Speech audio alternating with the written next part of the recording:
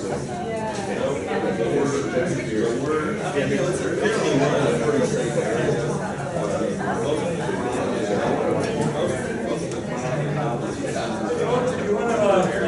seats. We're going to get it started here. Just at the high side at 7 o'clock, maybe 7:01. So we'll take this off here.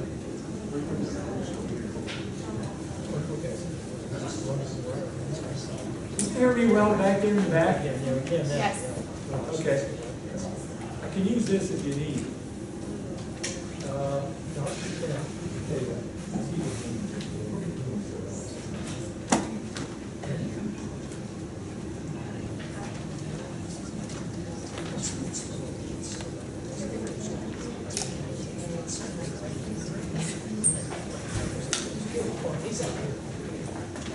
Well, good evening, everyone, and welcome to our 2018 Dunwoody Town Hall meeting. It's our honor and pleasure to have you with us tonight. And along with myself and the city council members, which I'll introduce in a minute, and our excellent staff, it's our honor to serve each and every one of you. That's what we do. That's our job, is to serve each and every one of you in the city of Dunwoody. Just introduce our council members. Pam Talmadge is right here. Tom Lambert's right there. Terry's coming, he's in a meeting. Did I miss anybody? Okay. And our staff, how about just that staff members? Why don't you just all stand up one quick time, and these are the folks that they're the ones that really do things around here. You know, I just walk around and kind of act like I know what I'm doing, but they really know what they're doing. So I greatly appreciate them, and I hope you appreciate them as much as I do, because they do an excellent job day in and day out. And let me tell you, there's always something that comes up around here. Every time you think you're ahead of the ball, it catches up with you. But let me make sure I use the right clicker here. What we're going to do tonight is I'm going to discuss what I call items of interest, in my opinion. And then after it's all said and done, I'd ask you to hold your questions till the end, and we'll have a Q&A period at the end, so you can ask any question you want to. I'm very open to that, and I have no problem with it. But let's start off with this is our agenda for tonight, and I'm not going to really dwell on that. You all can read better than I can. I'm a Marine, so I look at pictures, and you can read that. But I'm going to cover each item as we go down, so there's no reason to dwell a long time on that. But why does people come to Dunwoody? Why do businesses want to come here, and why do people want to come here to work? It's quality of life. Quality of life. And that's our main mission here. Every one of the city council members, myself, and our staff is to enhance the quality of life for all of our citizens across the spectrum every day. Every day. And it doesn't mean, it makes no difference where you come from, what walk of life, or anything else. You're all part of the Dunwoody family. The Dunwoody family includes, of course, our citizens. It includes the businesses that incorporate within our city, and also includes all of those people that call Dunwoody their workplace here. But as we continue to enhance the quality of life every day, that is our mission. Everything we do, everything we want to do, everything we look at doing down the future is to do one thing: enhance the quality of life of our Dunwoody family. We're going to start off with 1 minute and 57 seconds, maybe 56, 58, I don't know. But 57, I'll just pick that number. A little video here for you to take a look at, and just kind of give you a broad view of the city of Dunwoody and the quality of life.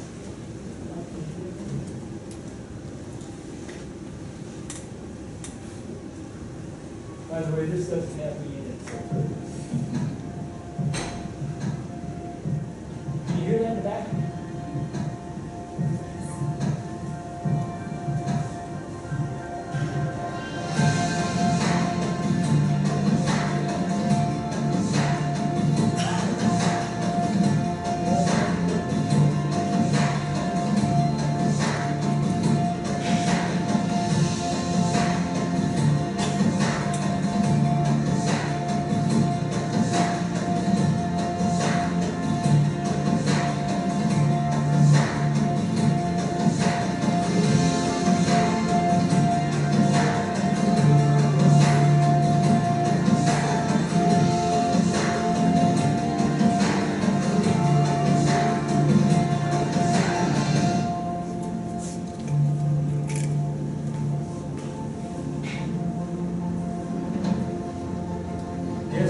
snow here once in a while.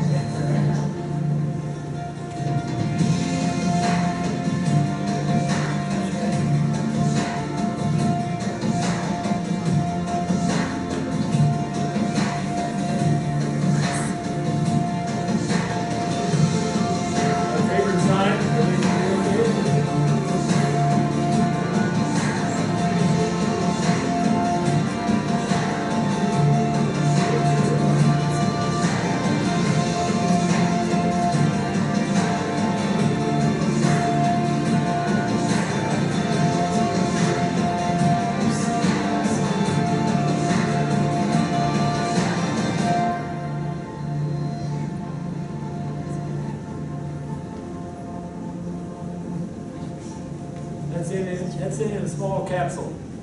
Lynn Deutsch just came in the room. Lynn is Mayor Pro Tem and also one of our city council members. I just introduced her.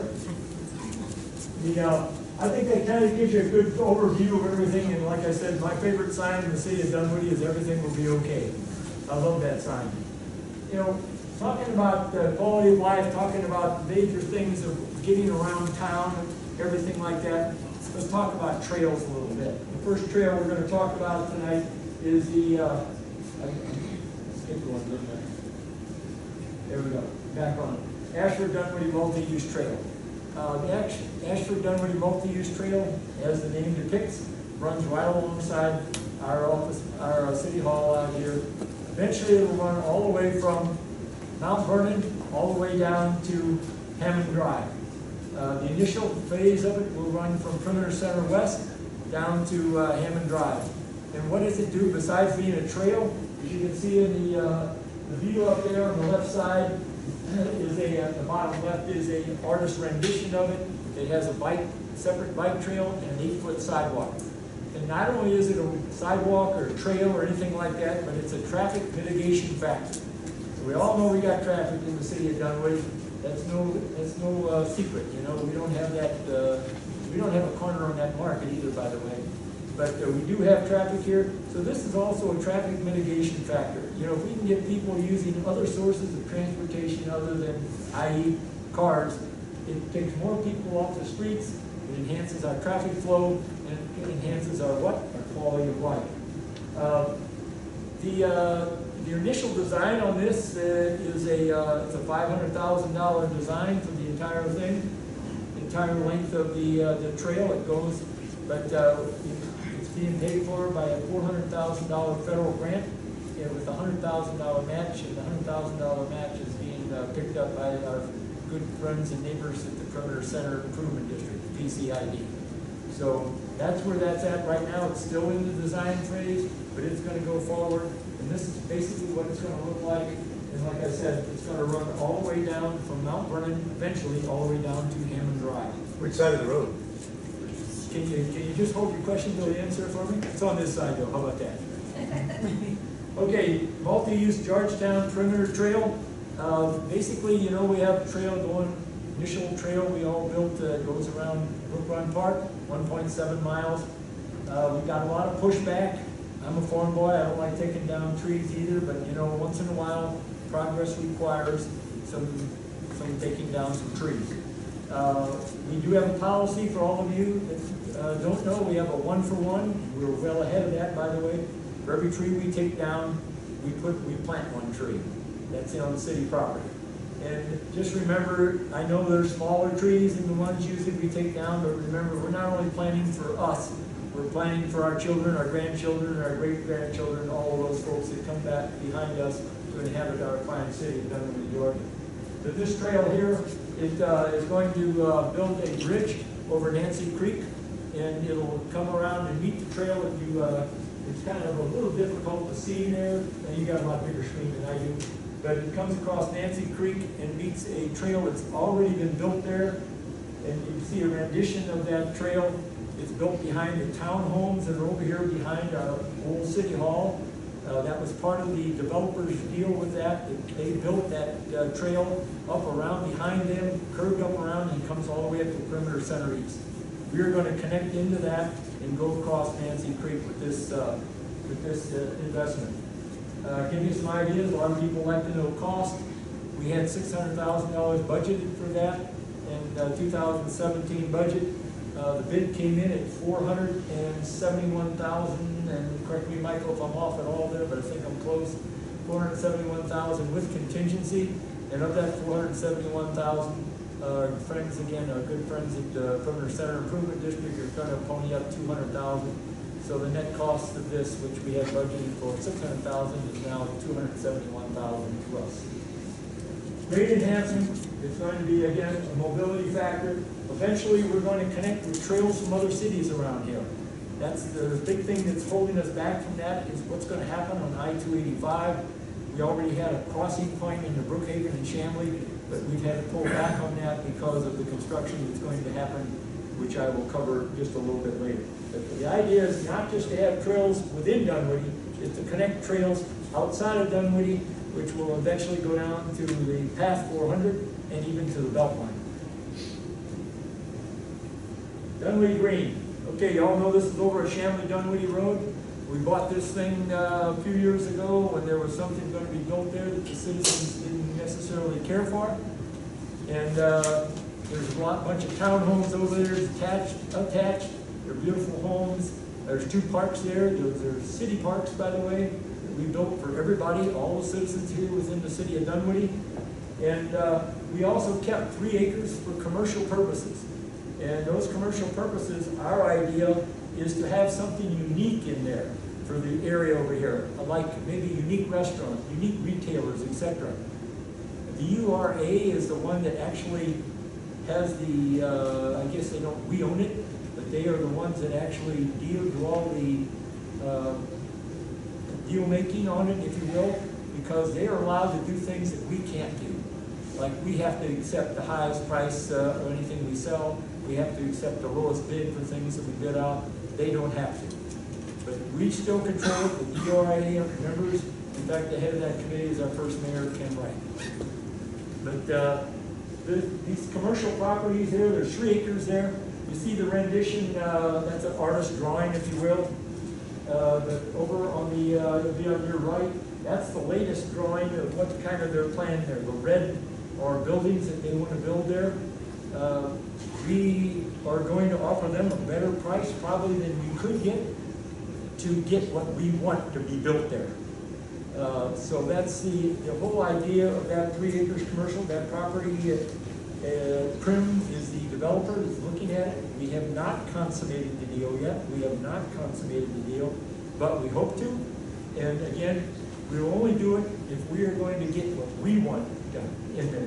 And the economic development director is sitting right back there, and I don't want to say anything other than that because he doesn't do it. Okay, Dunwoody Village Overlay. The Dunwoody Overlay District, you know, we got the Georgetown look over there. I call it the Williamsburg look. You can call it whatever you want to call it. I'm not really an entrepreneur on those kind of things, but I did work in a bricklayer crew once. Maybe I qualified as something. But the idea over there that we looked at is we've got people that are coming in there and they want to invest in there, but they don't necessarily like the Georgetown, Williamsburg look per se. You know, we took a survey, we've had charrettes, we've had town hall meetings. In fact, we had an all-day town hall meeting, and a lot of you came to that, thank you, up at, in the village. In fact, it was the best attended town hall meeting we've ever had. So, so there's a lot of people with interest in that, and the fact is that really, you got over here, you got 7% of the people saying we want to throw it all out and start from scratch. We got 15% over here on this pendulum that say, you know, we want to keep everything, and then we got everybody in between. You know, I keep talking about family. I believe in that, and I'll believe in it until the day that, you know, I leave the face of the earth. And we are all family here in this city. So somewhere in the idea, for me anyway, is to meet somewhere in the middle. We will make some changes, but we're not going to throw everything away. But that's the whole idea. We're working on that. The staff's working on that right now. We're talking about it, and hopefully, not too distant future, we will have something more concrete on that. Last mile connectivity, my favorite subject here. Here's a can we've been kicking down the road for I don't know how long. And you know, it's just high time that we start doing something about it.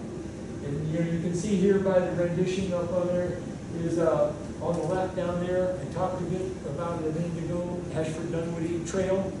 It's right there. Okay, that's part of the last mile connectivity. Folks come in here, mass transit folks, they come in MARTA, bus, train, whatever, and they get off and there they are. They still got a mile or so to go. How do we get them there? On the right side of your screen up there should be a bunch of little dots. Those are businesses and entities like Ravinia and places like that that have shuttles that run continuously around to MARTA and other mass transit here within the city. That is a great traffic mitigation, folks. Everything we do on traffic is mitigation. If you've got the traffic solution, remember the offer I give everybody. Pam's right back here, and she will put you in the first car on the 4th of July parade. You'll be right up there, and everybody will be throwing rose petals at you and all that other good stuff. So, but we still have to try everything we can do to have traffic mitigation. And up on the top left there, yes, those are scooters. I know they're in Indianapolis. I got a friend of mine who was up there. I'm not too sure he can ride a bike, but he came home back and told me he rode scooters all over Indianapolis. They have them in Kansas City. Our public works director has ridden on them there. And they have them where else? Atlanta, Georgia. Eric, the city manager, by the way, I didn't introduce, that's Eric Linton, our city manager. He is the guy that runs the day-to-day. He's the COO of this city. The whole idea is that, you know, you get on this little electric scooter, and the other thing about it is we're looking at bikes also. But you know, when it's 90 degrees, you got to ride about a mile on a bike, and you're all dressed up in your high heels. It might be a little bit, you might not show up as exactly how you want to show up in the business. So the idea here is to take a look at what else can we do. These little electric scooters, you somehow put your credit card in there, and you ride this whole thing around. You get where you want to go, and take your credit card out, and turn it over on the side, and you walk away. I've been told, I don't know for sure, but they have a very sharp return on investment, so it's one of those things.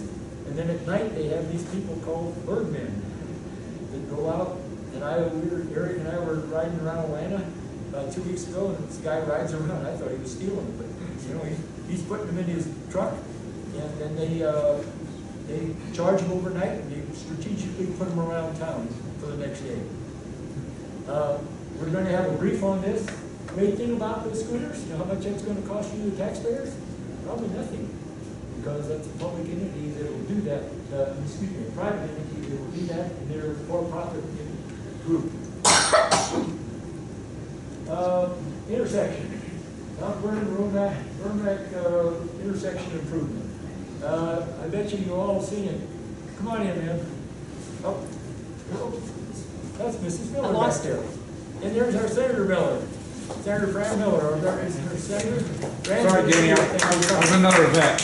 Yeah. I wouldn't miss your event for the World Cup. Yeah, you were supposed to sing the national anthem today. Where were you? We're talking about the intersection improvements. You know, the main thing here is improved east-west flow. We know darn good and well there's a lot of traffic that turns off of Mount Vernon in the mornings, left turns, goes down to Dunwoody High School, goes down to Vanderlyn, and then lesser degree, probably over to Georgia State a little bit, and to Dunwoody Elementary. That backs up every morning. We're putting turn lanes in, left turn lanes in, east and west, and also a turn lane coming off northbound on Vermac onto Mount Vernon. Projection completion, I know you're questioning, late spring 2019. And Jim Reitizer gets out there with a shovel, maybe earlier than that.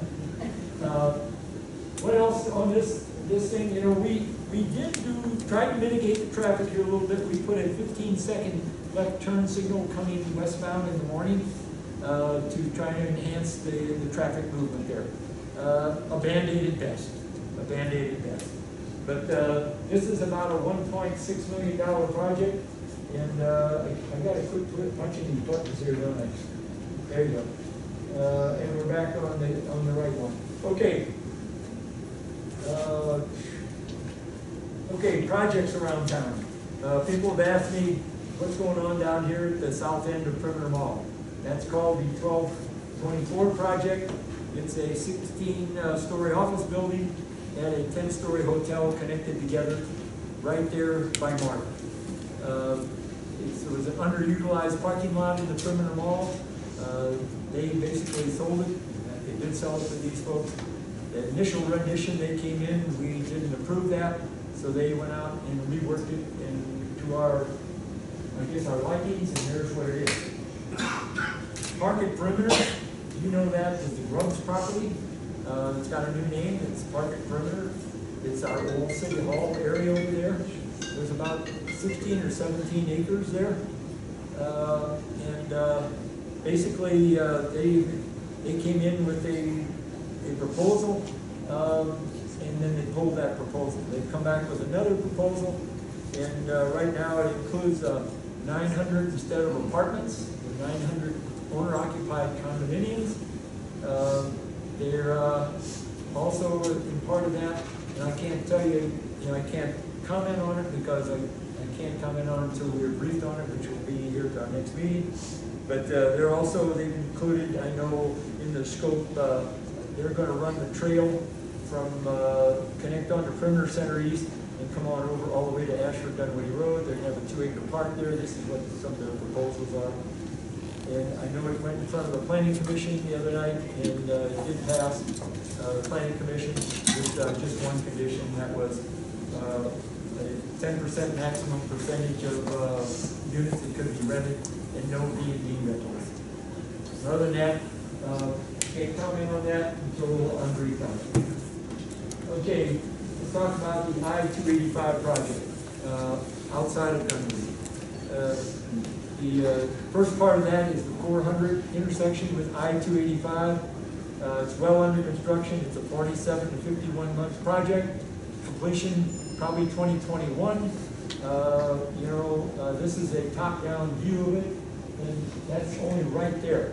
As you can see, if you drive up 400, it goes all the way up to North Ridge and et cetera up in there. So it's a lot longer project than just what shows on the screen. What shows on the screen is kind of a mini spaghetti junction, if you will. But the whole idea, again, is there's about 500,000 cars that go through that intersection. Somebody's told me that, I didn't count them every day. And this is going to be a major traffic enhancement. That's a design build deal where they've got the whole situation funded out front and financed. Okay, this is the Major Mobility Investment Program from Georgia Department of Transportation. This was kind of a pie in the sky thing 10 years ago, but now it's got money behind it. They've been purchasing right away, so things are moving forward. On the left side of your screen, up there just shows you some of the samples. On the right side of your screen, you look up there at the top. The scope of this thing is big.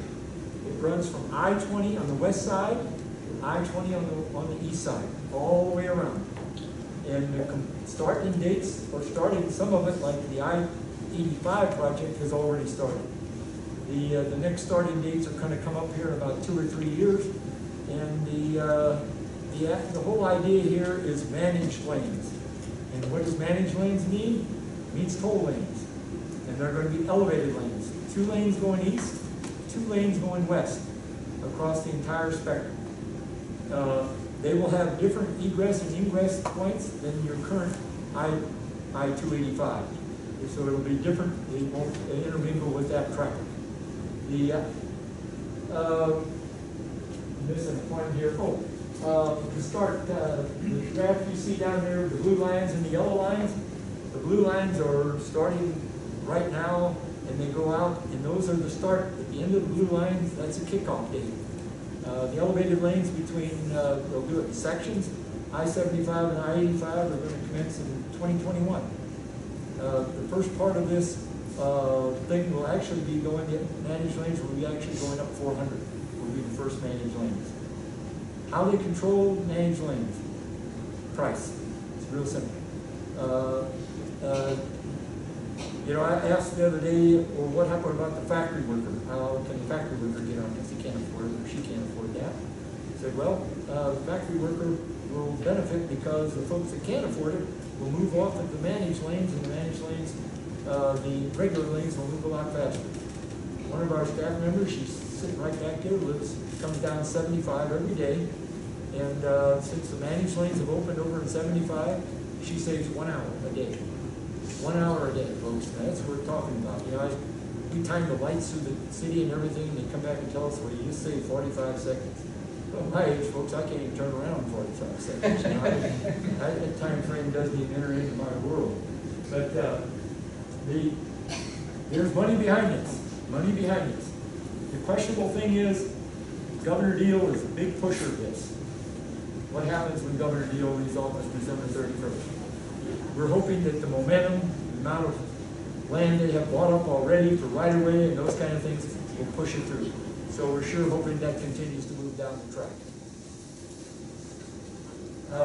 You can see the completion dates out there. I have to kind of get it here close to see it.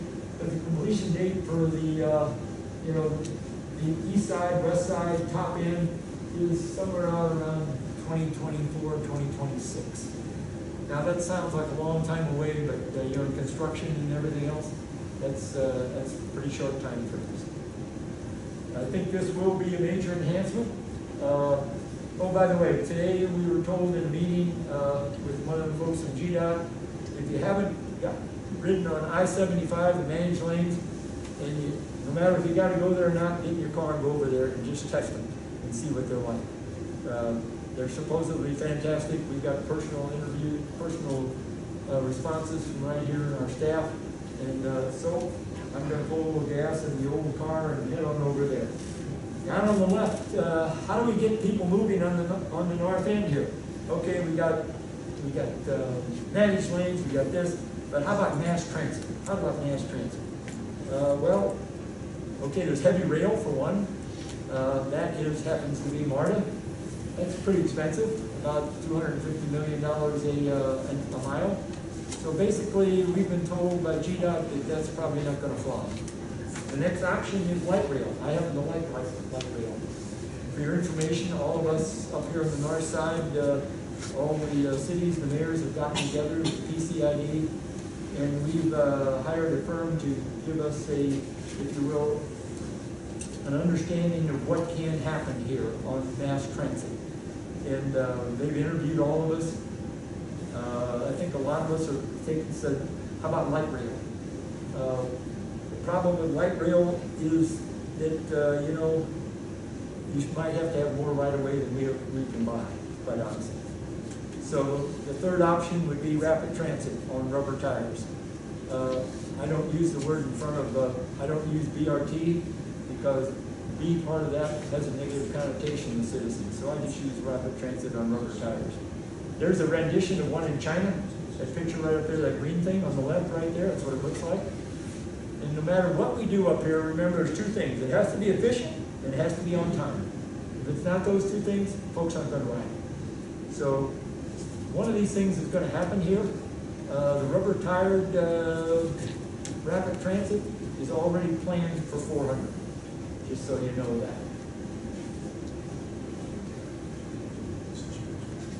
Key connectors. The one on the left there is, I think Michael just had to leave for a minute, but the one on the left there is one of the things that we're very proud of. That's called the East-West Connector. That connects Perimeter Center Parkway with Peachtree Dunwoody Road. And what is that? That's a traffic mitigation again. Traffic mitigation. It's built behind the new phase of the State Farm campus over there. And it's built with, you'll like this, private funds. Our portion of it is built with total private funds. The city's not going to spend a penny there. Again, it does connect Perimeter Center Parkway with Peachtree Dunwoody Road, another entry and exit points for traffic coming in and out of town, especially for those folks that work here. On the right up there is called the West Side Connector. A little bit more out in the distance, a little bit more far-fetched. $20 million plus project. And I can tell you the city of Dunwoody sure in the heck doesn't have $20 million to build that. We tried to get it in the I-285 400 build. We were unsuccessful with that. So when it comes to the major mobility program, we're definitely going to be there again trying to get it in that program. It's going to have outside funding. because, you know, the city of Dunwoody, we've got a couple dollars in the bank, but we don't have $20 million in the bank. And that's probably a low estimate, quite honestly. But what it's gonna do is come off of 285, eastbound, east of Ravinia over there, come down, come under Ashford Dunwoody Road, come behind Best Buy and Rooms to Go, and connect into Peachtree Dunwoody Road. Again, another entryway exit. And also, what does it do? It mitigates the bottleneck that we have every day down here on Ashford Dunwoody Road in Hammond.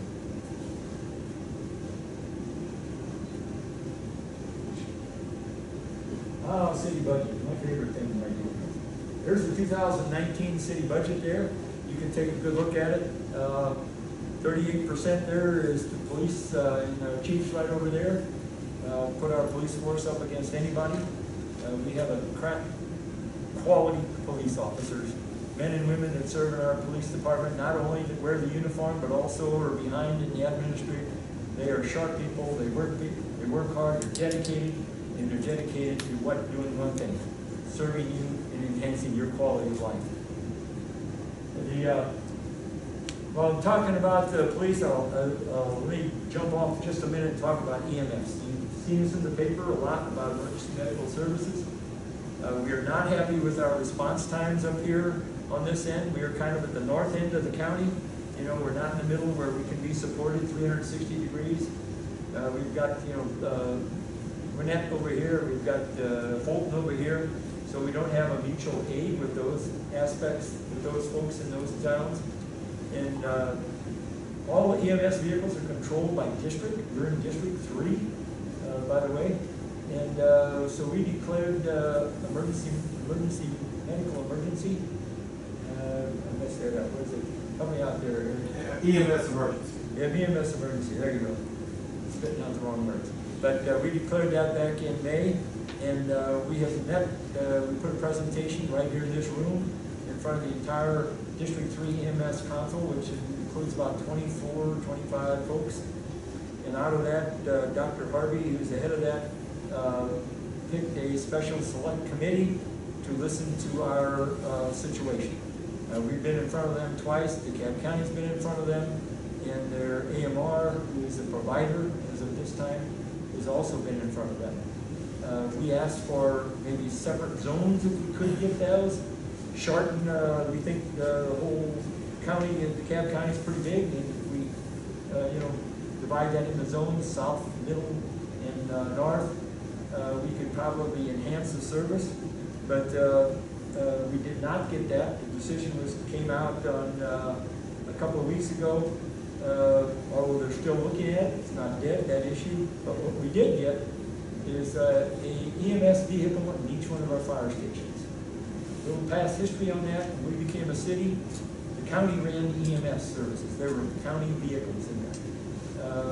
We had one in 18, 21, 18 is over on the east side, 21 is right here in Perimeter, 12 is right up on Roberts Drive. We didn't have one at 12. We fought for about a year, and we got us also one at Station 12. A year later, they outsourced it. And we basically, you know, we're told, well, there'll be one in various areas around town, and they'll be able, they know where to be. Well, quite honestly, folks, you know, the response time has not been up to standard, so let's put it like that. And, you know, I was in the Marine Corps, I know well about response times, and one person kind of misspoke, I imagine, but he said response times weren't all that important. Well, if you've ever seen a young Marine with a hole in his chest and see some 19-year-old corpsman run up with a wad of gauze and stick it in the hole and stop it, you'll know response times are critically important, and they are. But I think if we get a vehicle in each one of the spots, I think that would be a great enhancement. I had a meeting with the CEO of DeKalb County, and by the way, I think the CEO, the current CEO, Michael Thurman, is a great enhancement to our county, a great enhancement to this county. I believe in him, I trust him, and so we'll see how that all goes. In about 2 days, I'll tell you some more about that. But we're supposed to get a response from them about exactly what we requested and later this week. So hopefully that will come true. Hopefully our response time, and our only objective here is to get Mr. and Mrs. Citizen to the hospital on time. We have no political pulleys. I'm not a political ploy at all. I don't like it. I don't do it. I'm just not going to be involved in it. So all that kind of standpoint is all we want to do is get Mr. and Mrs. Citizen to the hospital on time. Schools? Well, you know what? We've got pretty good schools in the city of Dunwoody. I'll give you a couple reasons why they're very good. We have excellent principals in our schools and outstanding, dedicated teachers. And the other thing is, we have parents that are heavily involved in our schools. We have two persons on the city council back there that I know are heavily involved in the city schools. Pam Talmadge, I know she went to Dunwoody High School. Lynn, I don't think went to Dunwoody High School. That doesn't make any difference. She's involved there also. We're all involved, but they're really day-to-day involved in it. I think you know, would I like to have our own private schools? Yeah, you better. But as of right now, we're going to live with what we got. You see Dunwoody High School up there on the top left. About 1,800 students there. You know, they've got they call them mobile classrooms or something like that. I call them trailers back where I come from. And, you know, I come from a pretty poor section of the state of Missouri, and I never saw a trailer at a public school in my life until I came down here.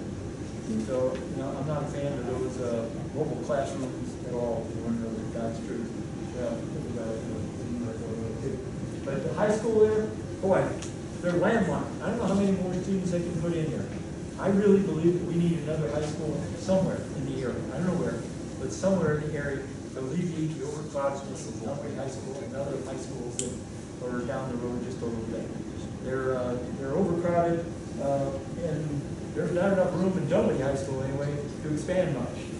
On the right there is the new Austin School on Roberts Drive, 900 student school, under construction right now, and it's completion was going to be August 19th. It's now been pushed back to early 2020, and again, that will be quite an enhancement for our students in the area.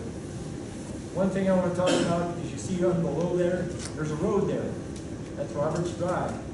I did not know this, but I was well educated on this, that when you build, they have a school or anything and they need intersection improvements, which this does, it's responsibility for the entity that owns that road, that street. And in this case, you're looking at us. That's about a $1.5 million pot to put the improvements there that's needed for that school. But you know what? Education is not only our job, it's our responsibility. So we'll continue to work on that and move forward.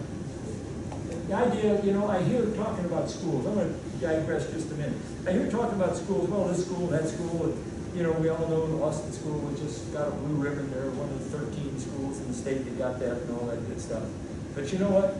Our objective here in this city is to have all of our schools up here at the same top level. That's our objective. That should be our objective from day one.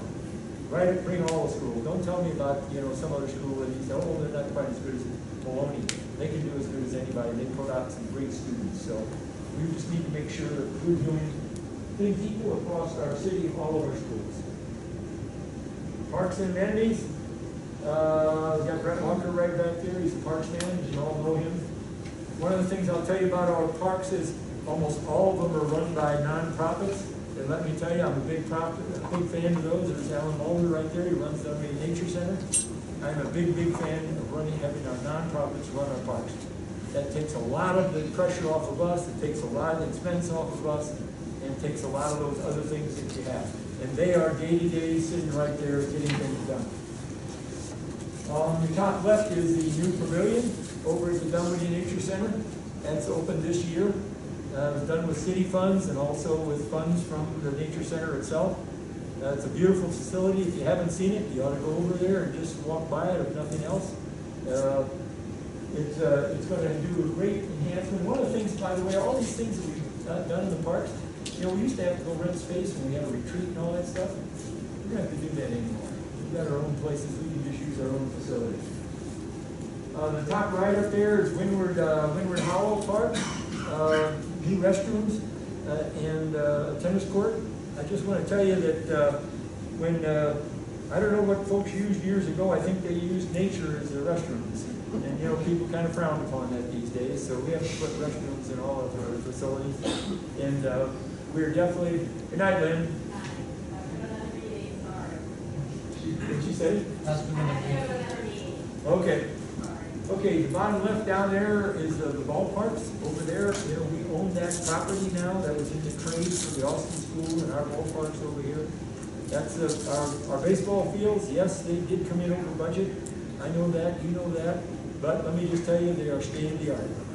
My concern with those baseball fields is taking care of them, making sure that they're taken care of. They're for our use, but not for abuse. So that's a very key thing. We just signed another contract, if you will, with the Dunwoody Senior Baseball. And, you know, the turf wears out in about 12 to 14 years, somewhere in that neighborhood. It's expensive.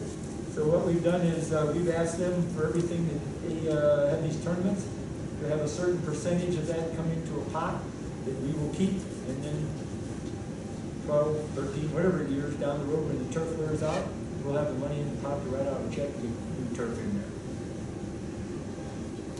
On the right down there is part of the Hook Run enhancements. That's a great lawn. It's going to have a band shell and a pavilion. In addition to that, planned over there are 2 rectangular fields, all sport fields, additional parking, and again restrooms. Remember, can't use nature anymore. And then a new entryway off of Barclay into there. We're still discussing that. We've discussed this pretty heavily, and there should be a decision coming out of City Council before the end of the year. City Hall, folks, you're sitting in it. This is your City Hall. This is my City Hall. It's everybody's City Hall. I think this is probably one of the best things we've done, especially when it talks about financial. You know, we've got $12.75 million in this building. We took $2.75 million out of our reserve. Remember, I told you being fiscally conservative, being fiscally responsible is the key to our continual progress.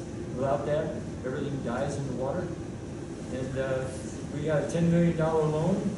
The loan does have 1.98%. Chris, am I correct on that? 1.98%. That's Chris Pike, our financial guy there. He's making sure I don't screw up the numbers here. But 1.98% interest rate, and I was concerned about the balloon payment. I don't like them, but the council has agreed with me, and we now have a sinking fund, which we put into every year. And 15 years from now, when the balloon payment comes due, we can write out a check, pay off the balloon payment, and this thing will be ours. If we released after 15 years, it would have cost us $4.6 million more than if we bought this building for 15 years. That includes principal and interest on the building. Than it would if we bought the building, and we would have nothing to show for it.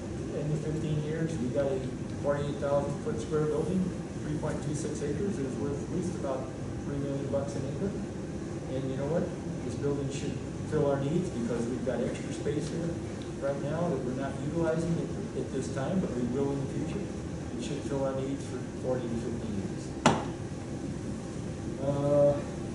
I'll talk, there's no slide on here, but before I get questions, I just want to talk about paving. You know, one of the critical things here in the city, without any doubt. We have paved over 50% of our roads to date. We're on a 20-year cycle. It means every 20 years we're going to repave the roads again. The year before we became a city, we paved 3 roads. There's about 160-some lane miles around here. And they paved 3 roads, and it was about 1 mile. So that gives you about a 160-year cycle. Pick that up a bit. And, you know, I think we've done a heck of a job. We've had some problems. You know, when we started the city, we told you all about right up front. Are we going to make mistakes? We have problems. We better leave it. We're going to correct it. Okay, folks, that's what I got. And Bob's time with me, Ashley's time with me, everybody's time with me. Some may get briefed on how I get on time, talking it over. But I'll introduce Bob Mullen over here. Bob, on sad note on Bob Mullen is Bob's leaving the city, but let me tell you, he's been a tremendous asset to us. I want to introduce him to all of you. He's been a tremendous asset to me. He keeps me from saying 4-letter words when I'm up here in front of talking to you all and things like that. helps me with ideas all the time. So Bob, thank you for everything you've done for our city. We really appreciate it.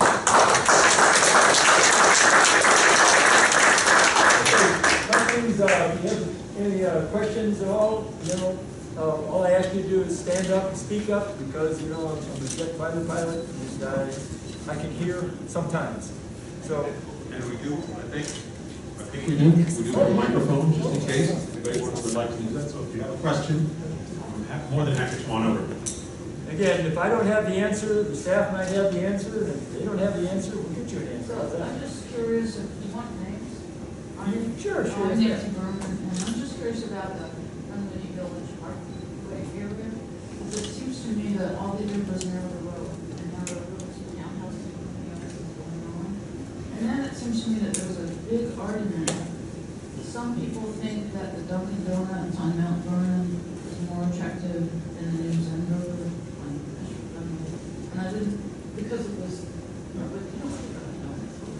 bad routes. I can't say anything about that, Nancy. They're all, Well, and that's, they're part of the so I Dunwoody just family. wondered, You what can. section would be there? Yeah. What was the point of narrowing the road? Well, basically, there's three prongs on that. Number one, when we had two lanes going each way, we had speeding all the time. Number two, we had no sidewalks, so folks that wanted to walk along there, we were trying to make it a walkable area as much as possible. They had nowhere to walk. They had to walk on the road. Oh, wait a minute. That's what. Wait a minute here. We got all kinds of good stuff along there. You just got to go in there. Roosters, we got all kinds of good stuff. You got the post office, you got to go up there and mail your letters. You got to do some things. But the speed, hey John, how are you? Good to see you. But the whole idea was speeding, and then the other thing is just the aesthetics of it. It looked just kind of worn out. It just looked kind of worn out. And the third thing was, Senator Miller was lucky enough to get us a nice big grant on that, so it didn't cost as much as we thought. And so those are the reasons. There are some folks that say, well, you shouldn't have left it the way it was. Some people worried about traffic on both ends. It hasn't really materialized. I think it's worked out pretty good, and we're hoping to have some more things for you to walk to. How about that? There we go. That's the idea. Thank you for your question. What was the accident rate? Go ahead. That Stand up, parkway? man. What was the accident rate? You talked about the speeding on the parkway? I don't know the accident rates, but we do have a few accidents. Anybody want to take a guess how many accidents we have in the city? Not the staff can't vote. How many? Somebody give me a number. How many accidents we have in the city every year? 100. Well, you're 29,900 too low. We have 30,000 accidents here in the city. No, wait a minute. I'm sorry. I got the wrong number. 3,000 accidents.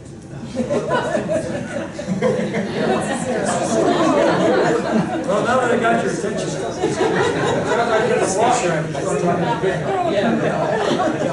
have about 3,000 accidents.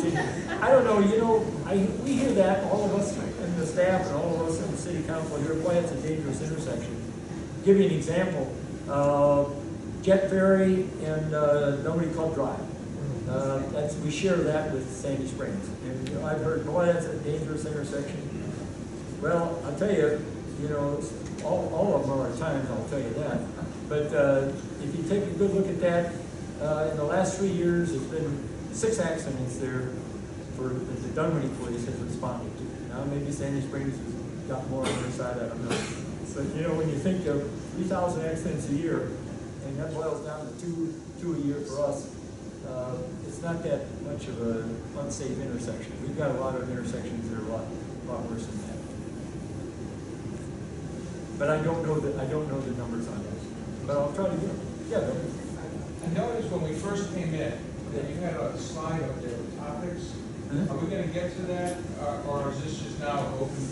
So we're open. Go ahead and ask your question. Yeah, I covered all those topics, Bill. Okay. You taking a Well, shot? okay. No, I wasn't sleeping this time. But I do. Let me absolutely. First, I will say I'm going to miss you. Mayor, my name is Bill Berger, and I'm the president of Palace.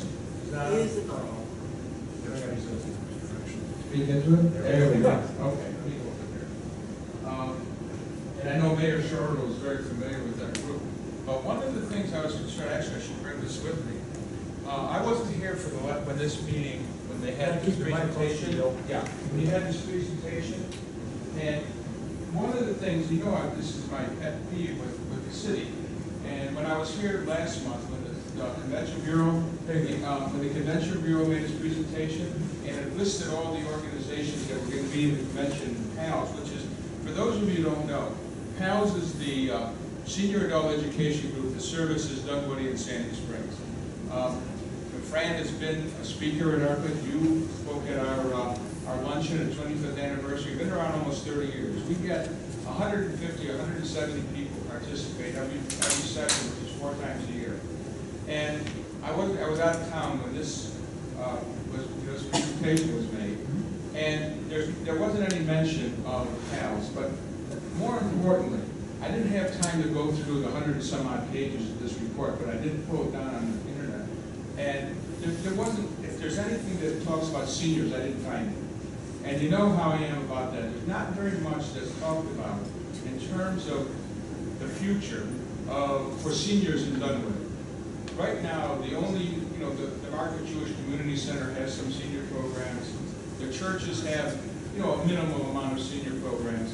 But this is something, again, that I have to be here on behalf of seniors and senior organizations to say that it doesn't seem to be the focus that I think it needs to be, for Dunwoody, for the future. This is an aging community. Fortunately, it's changing some. There were years, we didn't have anybody come to our house on Halloween. I live off of Rock City, subdivision.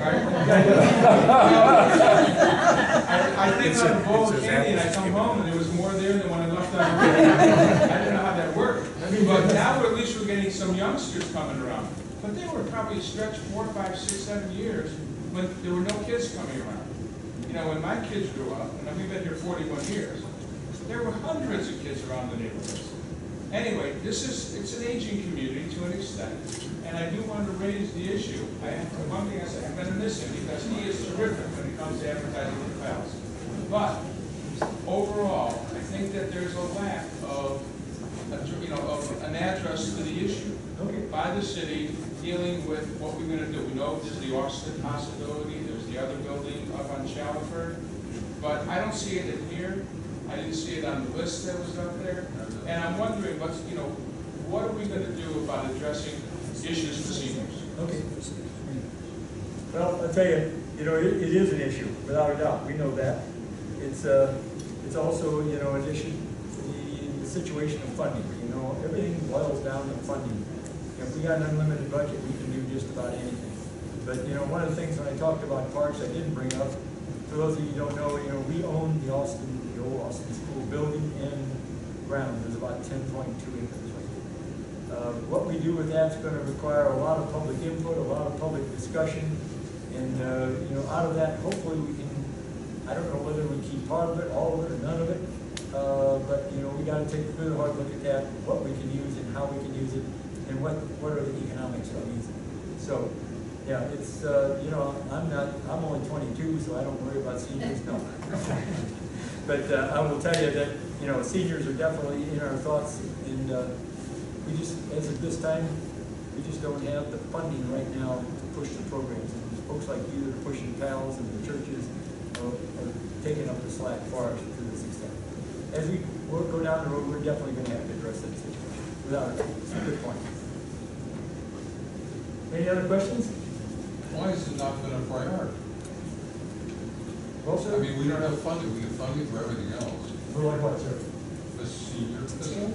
Oh, well, the funding we have is pretty well dedicated to trying to bring the city up to a standard that it was never up to. The standard of roads, the standard of draining the pipes, the standard of anything else you want, the standard of parks, all those standards. They're all big standards. They're big, important costs in use. And you know what I said, we're a city for everybody. Cost effective. Well, the median age here is probably over 55. That's not anywhere closer, I need to tell you. What's the median age? I'm 37. Of a homeowner? I don't know. I'm talking homeowners, in that words. No, the median age of folks in Dunwoody are 37. I was surprised myself. That is one. My kids here are in trailers, my condition, a lot of young families. My kids been in a trailer pretty much since we moved up. Sorry about that. We'll take over our school, we'll change that. I don't know what's gonna happen. But we'll keep pushing. Listen, your point on seniors is well taken. You know, right now, you know, when you talk about things that seniors can be involved in and stuff, the parks. You know, I go over there, there's seniors walking around that park all the time, and I don't know. I don't know if you don't do it or anything, but, well, I don't skate. you don't need to skate, you need to walk. That's all you need to do. Run. Yeah, you can run, you can walk, and you can ride a bike. I think we have another question over here. Yes, ma'am. Hi. My name is Sandra Tan. I've been in Dunwoody for like almost 30 years too. I agree, you know, when people, like you say 37 and they say older people, honestly, most of the young people, like my children, they don't want to move to Midtown. You know, that's what they are moving to. And Dunwoody, I think most of the homeowners are mostly above 55 or like 50 or above 40. So I'm not sure the senior what you're looking for. He said about the park. Are you talking about maybe like the senior center at Sandy Spring? Sure. Yeah, I heard it's a good one. My girlfriend wants to go there. You know, so It's not the answer. It's not the answer that you want to hear, but you know, we do pay into a senior center, and but it's over in Chandler. You know, it's part of your county taxes. wait, why is the Chambly but not that many? Well, it's always been there. You know, Chambly's been a city for 100 and some odd years, and we've been a city for But you 10. got to make a change. Yeah. I like your thoughts. And also, this is my first time to attend this meeting, and to me, it's a very wonderful meeting. There's a lot of information given, but I don't know why. You know, I couldn't even tell my husband to come. You know, they should, you know, maybe advertising. You know, just to bring more people to come. We've got to advertise just about every way you can. You know how you get more people to come? You come up with something negative. I better not use that. No, Keep that one. constructive, not negative. Thank you. No, you just think about, say something like, okay, we're going to widen Mount Vernon to 6 lanes. That'll get this thing we know about, I know about negative stuff I can throw out. Go ahead. Yeah, Mike. So a quick question on one of the slides you showed, the trail along after Dunwoody, it had a separate bike lane and a separate sidewalk for walking. Is that the plan going forward for future trails in the city, not just there? Probably not. Probably not because of cost, Michael. Probably, and right-of-way expenses also. That'll be a main artery here, Ashford Dunwoody Road. Probably the last mile connectivity. The trails we got are 12 feet, which you see every place else. That's our standard trail that we're doing. I sometimes question, if you want to know the truth, the use of the advantage versus disadvantage of putting a bike trail, a bike lane on a road, on a major road, versus having a separate road, separate trail. You know, I do ride those once in a while, but I keep my elbows in, if you know what I mean. And, you know, I'm sure this young lady right here, probably young children, she probably would not ride that. I see people doing it, but they're with adults. You know, it's a heck of a lot more comforting to me riding a bike to be on one of the regular trails. And the cost, it's a cost factor. I mean, you know, a 5-foot sidewalk versus a 10-foot trail where you have to do by right of way and those kind of things, it's extremely expensive. We've got the right of way to put 5-foot sidewalks in everywhere. And of course, that's one of the things we're doing, building sidewalks. Michael, how many miles of sidewalks have we built since we came out? 11 miles of sidewalks since we've done the city. And you know, the major idea there is, of course, to put them around safe walks to schools, our number one choice, number one priority. And then, you know, also on our major thoroughfares. But yes, I don't think that's going to be because that's costly. And PCID is going to be involved in that costing every place else. But you know, you just get a trail built right over here. I mentioned that they built that, and you know, these other folks have come forward and said they would build a trail all the way over to Ashford Dunwoody Road. So there's folks out there that will do that. But those are the 12-foot trails. bring it, I think. Trails, primarily just sidewalks, or is there a lot of landscaping around them? How much woodsy stuff do you get? Because the perception of trail is not a sidewalk. Yeah, well, it's not really a sidewalk, it's a trail, but it's a concrete trail. You saw the picture, there's an actual picture up there. Whatever is there, we haven't done a lot of, if you will, ornaments on the sides of the trails, because in most of the places the trails are, there's some of that there already. Basically, we've got a lot of other places to put our dollars right now, very honestly. Do something like, by the way, we do have one project, beautification coming off of I-285 at North Peachtree. We've got a grant there, our staff got a $50,000 grant, and for $18,000 more, you're gonna see it's gonna kick off. Mike, can you tell me when we're gonna kick that? November, December. Okay, November, December this year, it should be done early next year, where, when you come off I-285, you're gonna see a little beautification like you see some up and down 400. One's up at Roswell at exit 11, the other one's up, Eva's exit over here in Sandy Springs. So, beautification of that. We have to clean up our own intersections, that's supposed to be part of GDOT, but GDOT doesn't really have the funds to do that. So we have now have a crew that actually cleans up some of our intersections. Yes, ma'am? That trail was running past the Ashford restaurant park? What's the plan for that?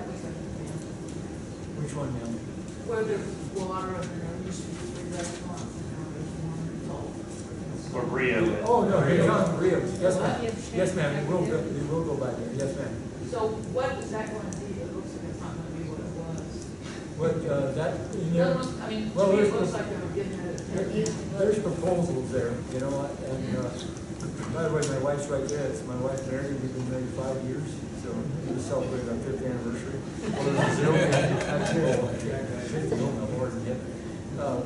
Yes, Rio's is one of our favorite restaurants, but they only have 2 of them in the state, and we decided to move out. And the other place wasn't my favorite. No, there's no more in Atlanta. There's no more in Georgia. There's only 2 in Georgia. There's one at the. Is there still one in Georgia? Somebody knows? Well, That was up on Peachtree. not in. Yeah, they moved out. So, but there's developers, that are looking at it. We'll take a look at what they propose, If they're within their zoning, they've got rights.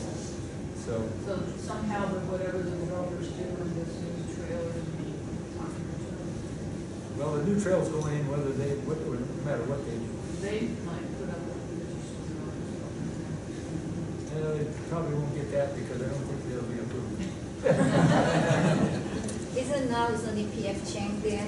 Okay, he came in. Yeah, So PF Chang when is still PF up. Chang lose their lease, it's going to be like a 50-story building? No, we don't know. We don't know yet. I'm sure there's developers looking at it. He could talk to us, but we don't have a super hard proposal yet. There have been proposals. We miss Brio though. I do too. That makes 2 of us. So how long PF Chang will be there? I don't have any idea. Michael, can you tell me when PF changed these ones out? I don't, they don't have any plans to move out. PF Chang's is doing well and they want to stay. But the property owner is looking to redevelop it and with the hope to keep PF Chang's there. When you get over there and you tell them it's your favorite restaurant, don't move. Anybody else? Yes, ma'am. What about the zoning of that particular piece of property? Will that change to accommodate developers, or will it remain firm? Well, the zoning will remain firm unless somebody comes in with an unbelievable issue, something that we really, really, really like. Other than that, they can come in and request zoning, but I think if I can sense the sense of the council, they're going to have to come in with zoning and construction or wherever it is that we really, really want. We think will be enhancement to the neighborhood. Otherwise, we haven't changed any zoning for the sake of just changing zoning to accommodate developers unless it's something we really like. We just don't do that.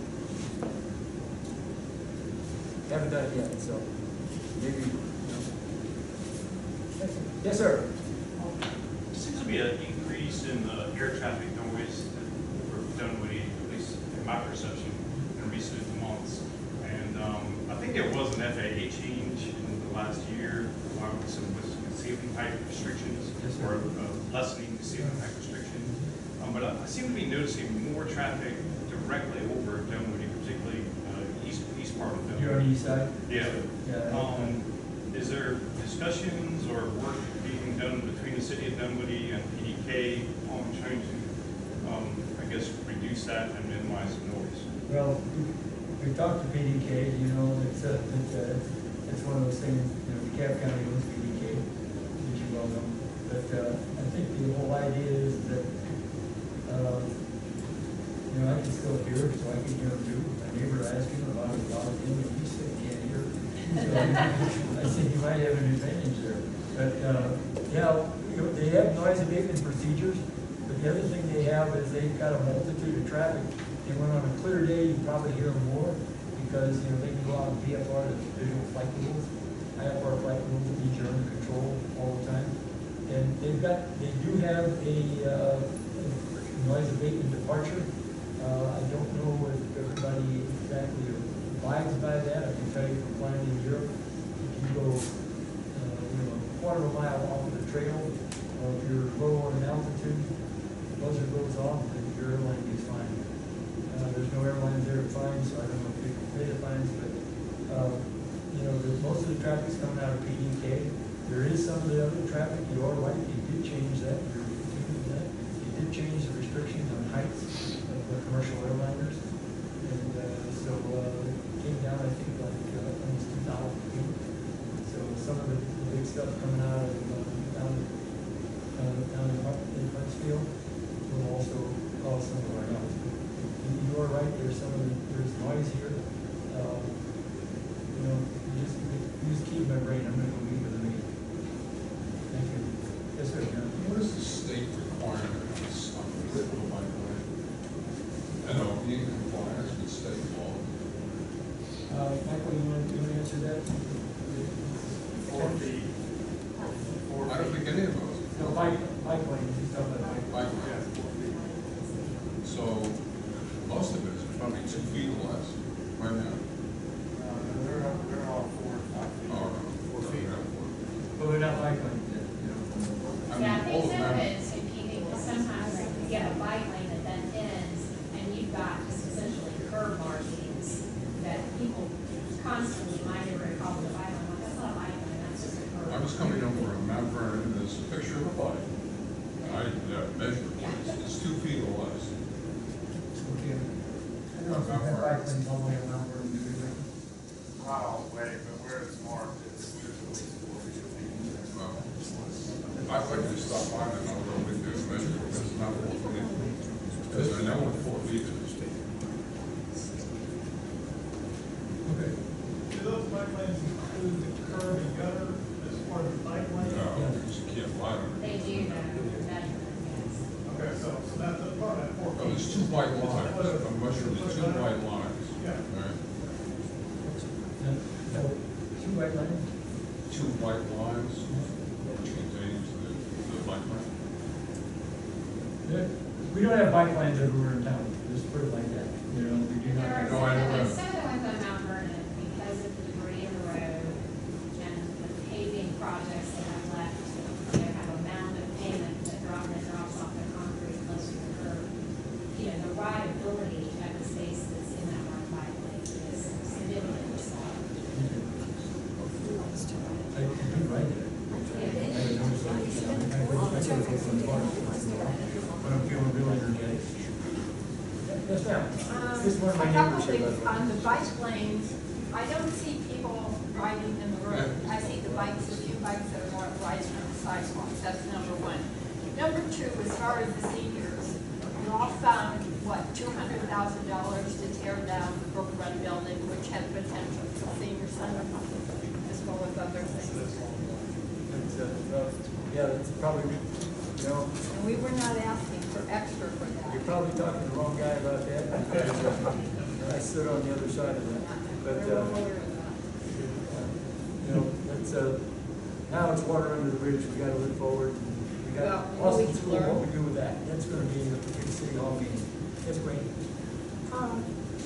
Regarding that, and I wasn't going to say anything, but I couldn't help but notice the article in the Dunwoody Reporter, and the council discussing all the things that we wanted: a 350-seat theater, meeting spaces, rooms, classrooms, all that, and we had it. And I know where you were, but I think we have to just somehow figure it all out. I know that it showed us that the budget is $23 million. 25. For this, 25. So 7.2 or 5 was spent on 2 ball fields for what? Maybe 200 people? 5.7. 5.7. I thought it was 7 million. 5.7. 5.7. It's still a lot of money. It's a lot of money for about 200 people in a certain age bracket. But anyway, I think we have to think of all these things. Your point's well taken. Speaking of the ball field price tag of $5.7 million, and the quote to build the new soccer field at Brookline Park at about $3.2 million. Can you elaborate on why the diversity there? Yes, basically, we had to do a heck of a lot of grading over there. And we moved the fields around more than once, because otherwise we were gonna have about, I think it was, I don't know, I can't remember, 20 feet concrete wall up there. So, and that cost us something like $900,000 or something like that. But also, you know, the facilities, the baseball field, you got dugouts, you got all that good stuff. Soccer field, you just got field. You know, and people bring their chairs and sit on the sidelines. So it's basically the cost of the support facilities around. All around, yes. That's, you know, we have to have the netting up because, you know, foul balls and all that, soccer field, you hit with a soccer ball. And it's tough luck. So, There's netting proposed for the new soccer fields too. Is there on the backside, the keep multiple boards, but it's not like genetically activated. you can't afford that, you can get some 10-year-old kid. Okay, any other? Yes, sir, go ahead. Is there any evaluation or intersection improvements planned for the intersection of Peeler and Tilly Mill? So this would be by Crossroads Church. Or Lee's side. Peel down there, Peel, Right. not this time, sir, no, it's, if it is, it's down the list. And I know the top 5 intersections, it's not one of them. There's quite a few intersections that have that one. And, you know, that's. Is that all, everything? It's not one of those intersections that got high priority. Please remember that. You know, intersections aren't cheap, so, you know, you can't, buy people. Well, that's all the questions, thanks, yes, ma'am. I'm Mary Cassey. I'm late because I was at California Pizza Kitchen because Hennigan's blog said, if you go tonight, haven't eaten dinner, stage door players get 20% off of your bill. Mary, I'm going there with that young lady right there as soon as I leave here. And by the way, if you don't know Mary, she cuts her own grass. Used to. I moved to an apartment right behind here now. Mary, you sold your place? I did. You know, I went by, she's cutting her grass, I said. And I don't wash my car anymore. Man, You ought to see it. Huh? You ought to see it. I played bridge there every week. Yep. We're the only area in North DeKalb that is early voting for 3 weeks. So the Dunwoody library. So early voting. Until next Friday. No, you got 3 weeks. 3 weeks. Monday through Friday, and there's one Saturday in there. That's right, that's correct. You read it prior. You can also go on DeKalb County's website, and it'll show you the same thing. You don't have to go to Memorial Drive to do that. And, you know, last year, yeah, we didn't have a place up here for early voting, and we ponied up the money, and I talked to all our neighbors and said, hey, why'd you guys like to kick in? In final analysis, it was us in Yorville, to keep the booth open over here early morning. I think that's a critical service. You know, it's a little, you know, some folks, you know, are out of town, you know, airline pilots and all those guys, gals. So I think one of the things, I think that's critical. I think it's money well spent. It wasn't that expensive. I think it was like somewhere around $7,000, and doorbell kicked in with us. And I think Donna Pittman released easily on that. The other folks said, well, they didn't need, I guess, their citizens driving down to Memorial Drive. And by the way, you can still, you can also get absentee ballots, you know, some absentee ballots.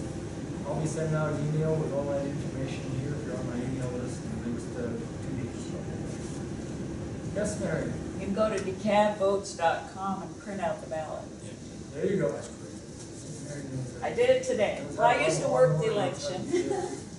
Okay, well, listen, thank you everyone for coming. I greatly appreciate it tonight. Thank you. Spread the word to your neighbors. You know, Senator Miller did say, you know, voting comes up here early now, on November 6th. You know, I've got a lot of friends of mine, 14 of them to be exactly, that didn't come back. They preserved our right to vote, and our privilege to vote. And keep faith with those that sit in military cemeteries all over this country. You know, stood their life on the line so that you and I can go to polls and vote. I always say, you know what they ought to do, get people to vote, and say, well, nobody can vote anymore, we're not going to vote, we're just going to have a monopoly here or some kind of a, whatever we're going to have. We want people who will come to the polls with knives. Okay, thanks again, everybody.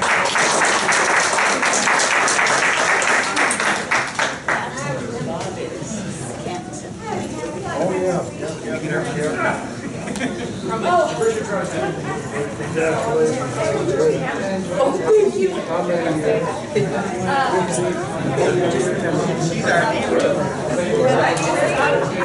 She goes out and tests the water.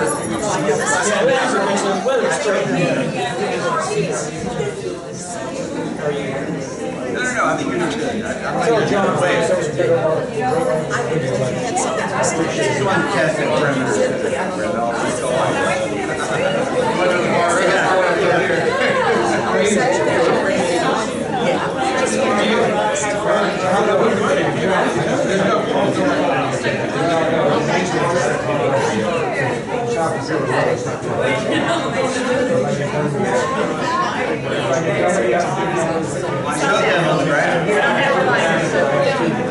That's why I'm lobbying to get money to keep the program. That's why it's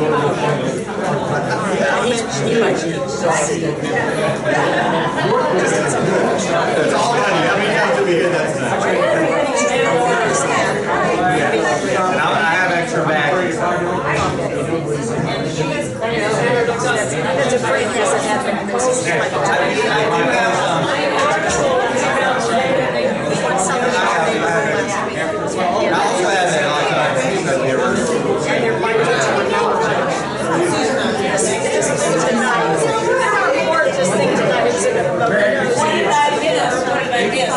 That's why we're here.